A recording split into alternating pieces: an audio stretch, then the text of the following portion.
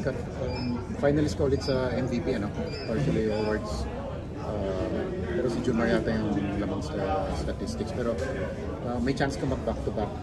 Gano'ng kalaking achievement yun kung sakaling makuha mo ulit?